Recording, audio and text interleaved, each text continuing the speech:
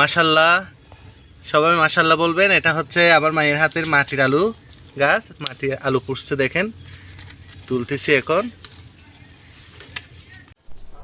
আসসালামু আলাইকুম, সবাইকে মহান বিজয় দিবসের শুভেচ্ছা। অনেকদিন পর বন্ধ পেলাম, আজকে দুবাই বাসায় আছি, সেজন্য দেশি মুরগি রান্না করব। আর হচ্ছে আমার মায়ের হাতে রোপণ করা মাটির আলু বলে, মাটির নিচে হয় এটা।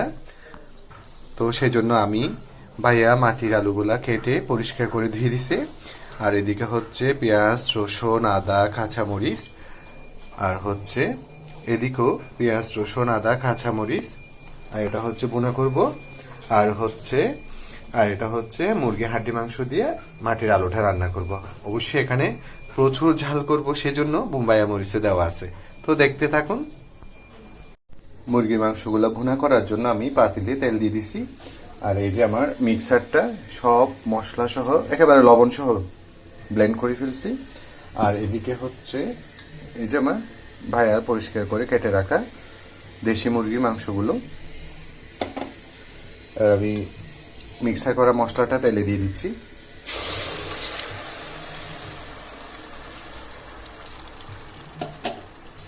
এটা ভালোভাবে কষে যাক, তারপর মাংসগুলো দিয়ে দিব।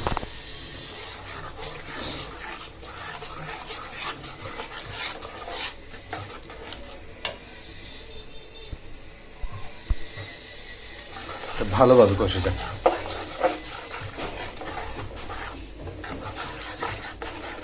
এবার আমি এখানে দুটো তেজপাতা, দারচিনি, লবঙ্গ, গোলমরিচ, এলাচ এগুলো দিয়ে দিব। আমার মশলাটা ভালোভাবে কষে গেল। এবার আমি কেটে রাখা দেশি মুরগির মাংসগুলো দিয়ে দিচ্ছি।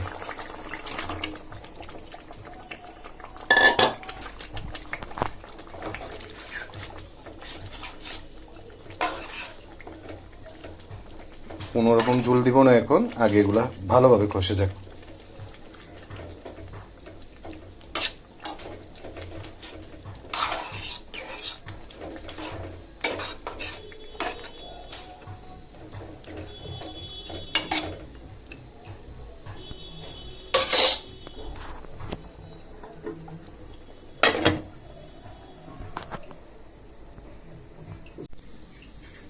এদিকে আমি আরেকটা চুলায় মাটির আলু রান্না করার জন্য পাতিল বসাই দিছি।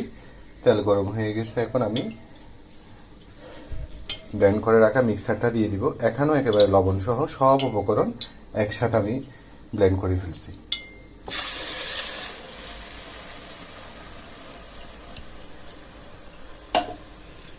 এই যে মুরগির হাড্ডি মাংসগুলো, এগুলো সহ ভালোভাবে কষে যায়।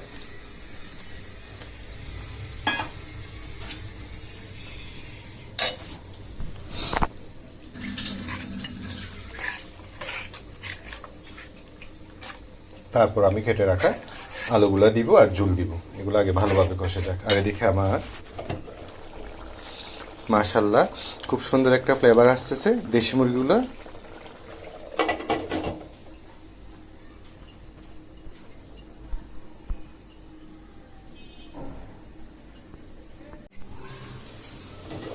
আমার মাংস একদম কষা শেষ, এখন হালকা করে ঝুল দিব।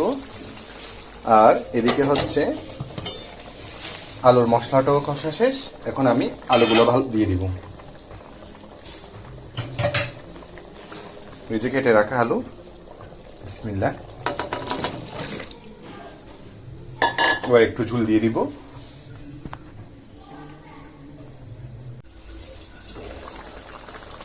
মাশাল্লাহ আমার দেশি মুরগি ভুনা একদম রেডি। আর একটু ঝোল টেনে যাক, তারপর নামিয়ে ফেলবো। আর এদিকে হচ্ছে মায়ের হাতে রোপণ করা মাটির আলু, যেটা মাটির নিচে হয়, ওটা হয়ে যায়। তারপর আমি বাকি কাজগুলো করে ফেলি।